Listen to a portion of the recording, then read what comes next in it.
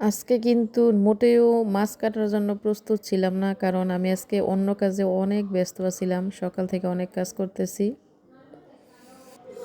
আজকে সকাল থেকে অনেক কাজ করতেছিলাম, মানে পাকের রুমে আমার অনেক কাজ আছিল। কাজ করতে করতে অনেক সময় হয়ে গেছে, প্রায় 10টার মতো বেজে গেছে। তো আমি কাজই করতেছি, তো মাছ যে আনছে আসলে আমি জানি না। পরে আমার মেয়ে দিয়ে অনেকক্ষণ পরে বাজারের ব্যাগটা খুইলা মাছ বের করলো। তবে সবচেয়ে মজার বিষয় হলো অনেক দিন পর জ্যান্ত বোয়াল মাছ দেখলাম। বোয়াল মাছটা কিন্তু জ্যান্ত আছিল, আপনারা দেখেন কিনা জানি না, তবে আমি দেখতেছি মাছটা কিন্তু লড়তাছে। তার মাছের মুখটাও কিন্তু নাড়াইতেছিল। তো মাছটা অনেক বড়, তারপরে মাছের পেটটাও বড়। তো মাছের পেটটা দেখে কিন্তু আমি প্রথমে ভয় পাইছিলাম, ভাবছিলাম মাছটার পেটের মধ্যে যে কি আছে। আমি কিন্তু বারবার থাপড়া দিয়ে দেখতেছি মাছের পেটে কি আছে। মাছটা কাটার পরে যে পেটের মধ্যে এমন কিছু পাবো আসলে আশা করি নাই। আমি ভাবছি অন্য কিছু পাওয়া যাইব।